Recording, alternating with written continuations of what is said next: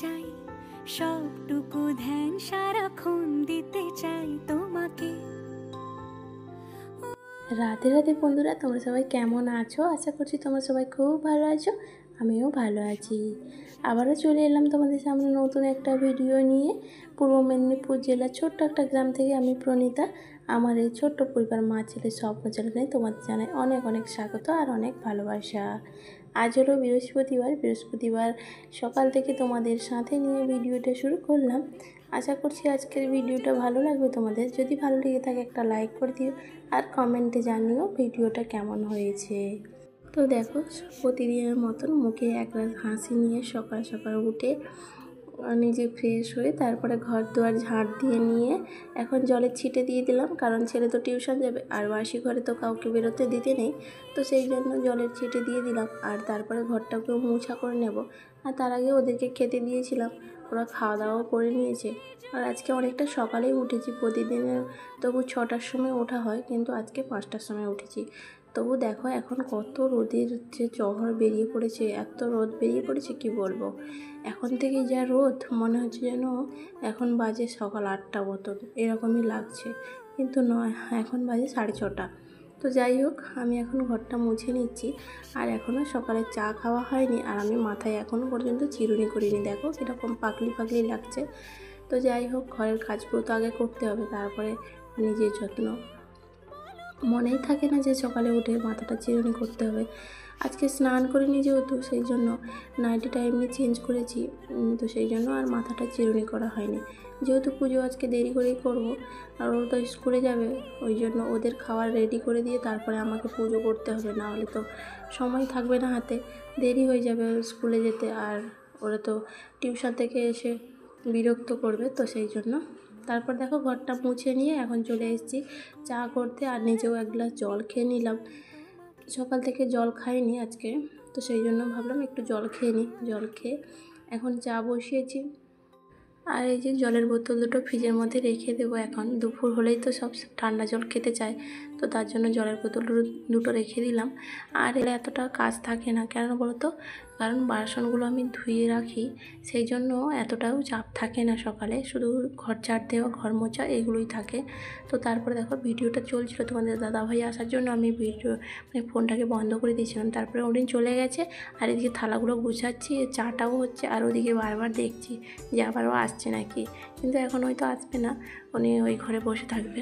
তো মেয়ে আছে এখনও, মেয়ের জন্য চা করছি না আজকে।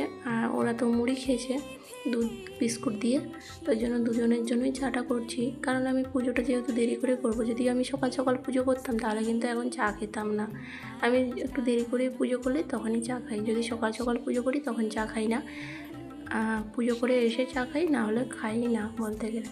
তো যাই হোক, দেখো এখন একবার চাটা হয়ে গেল, আর চাটা গড়িয়ে নিয়ে এখন রুটিটাও সেঁকে নেব, কারণ 2 না 3টে রুটি ছিল, তো সেগুলো সেঁকতে মনে নেই, গ্যাসটা বন্ধ করে দিয়েছি।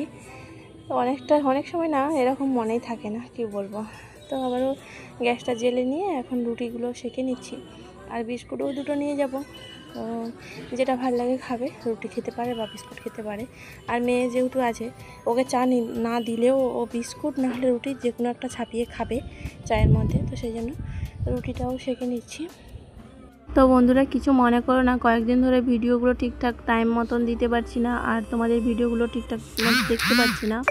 কারণ কি, তোমাদের দাদাভাই যেহেতু বাড়ি এসছে, তো উনি পছন্দ করে না ভিডিও করা, কিন্তু বলেছি ওনাকে যে আমি ভিডিও করি, কিন্তু যাতে ঝগড়াঝাটি না হয়, তো সেই জন্য ওনার খাওয়া দাওয়া সব দিকটা দেখার পরে তারপরে আমাকে আমার কাজগুলো করতে হয়। যেহেতু কেউ আমার সাথ দিচ্ছে না, তো নিজের কাজটা নিজেকে ম্যানেজ করে করতে হয়, তার কারণে একটু সময়ের হেরফের হয়ে যেতে পারে। তো তোমরা কিছু মনে করো না, একটু মানিয়ে নিও, কয়েকদিন পর থেকে আবার ঠিক হয়ে যাবে। কারণ ওনার তো সবসময় বাড়ি থাকে না, তো যে কটা দিন বাড়ি আসে সেটুকু আমার একটু অসুবিধে হয়ে যায়, কিছু করার নেই, একটু মেনে নিতে হবে, আমাকেও মানিয়ে নিয়ে চলতে হয়। আর তোমাদের কাছে একটু অনুরোধ, একটু মানিয়ে নিও। আর যাই হোক, তো চাটা খাওয়া হয়ে গেল, তো চা খেয়ে এখন বিছানাটা গুছিয়ে নিচ্ছি। অনেক সময় বসে বসে চা খেলাম, তো মেয়েও আবার টিউশন চলে গেল, ওর বাপি নিয়ে গেল। আর আমি এদিকে বিছানাটা গুছিয়ে নিয়ে এখন যাব রান্না করতে। এই বিছানাটা মেয়ে গুছিয়েছিল জানো তো, তবে ওই যে বেড কভারটা ঠিকঠাক করে পাতা হয়নি, কুচকে কুচকে আছে বলে আমি আবার ভালো করে ঝেড়ে নিচ্ছি। তো দেখো এখন বিছানা পুরো একদম ঝেড়ে মুছে পরিষ্কার করে নিয়েছি। এরকম টান টান করে বিছানা গোছানো থাকলে না ভালোই লাগে। তো তারপরে এখন রান্না করতে চলে এসেছি। রান্না প্রায় ভাত হয়ে গেছে আর ডালটা ওইদিকে বসিয়ে দিয়েছি। ছেলে টিউশন থেকে চলে এসেছে, মেয়েও চলে এসেছে, ওরা খেয়ে দিয়ে স্কুলে যাবে। তো সেই জন্য এদিকে ডালটাও হচ্ছে আর এদিকে ভাতটা বেড়ে নিচ্ছি ওদের জন্য, আর আলুটাও বের করে নিচ্ছি, আলু মাখা করব। তো এইভাবেই সব দিক সামলাতে হয় জানো তো। একার সংসার হলে না এদিকেই মানে বাচ্চাদেরকে গোছানো, বাচ্চাদেরকে টাইম মতন স্কুলে পাঠানো, সব দিকটা দেখতে হয়, ম্যানেজ করতে হয়। তো তারপরে দেখো ওদেরকে খাইয়ে দিয়ে রেডি করে দিয়েছি, ওরা এখন স্কুলে যাচ্ছে। ছেলে আগে চলে যাবে বলছিল, কিন্তু ওকে বলতে ও দাঁড়ালো। ওই যে ভাই বোন যাচ্ছে দেখো। তো ওরা এই যে চলে গেল, আর ওরা যাবার কিছুক্ষণ পরে বৃষ্টিটা পড়ছিল, ওরা যাচ্ছিলো, তারপরে ওদেরকে ছাতা দিলাম। তারপরে দেখো এই যে ঝমঝমিয়ে বৃষ্টি পড়ছে, মানে মেঘটা সকাল থেকে সেরকম কালো কালো হয়েছিল, তারপর হঠাৎ করে বাচ্চাগুলো বেরিয়ে চলে গেল আর বৃষ্টি শুরু হয়ে গেল দেখো। তারপরে আর এদিকে আমার রান্নাবান্না অফ ক্যামেরায় করে নিয়েছি, আর এদিকে গ্যাস ট্যাস মুছে পুরো কাজ হয়ে গেছে। আর এখানে করেছি দেখো ঝিঙে পোস্ত করেছি, আর ভাত তো আছেই। আর এখানে পটলের ভাজা করেছি, পোস্ত দিয়ে পটল ভাজা আমার খুব ভালো লাগে। আর এখানে করেছি আলু টমেটো মাখা, ওরা খেয়ে গেছে সকালে আর রয়েছে, আর একটা ডাল করেছি। এগুলোই আজকে দুপুরে রান্না হয়েছে। তো তারপরে এখন স্নান টান করে চলে এসেছি ঘরের মধ্যে, এখন সিঁদুর পরে নিচ্ছি, তারপরে পুজোটা দিয়ে নেব। তো চলো দেখতে থাকো।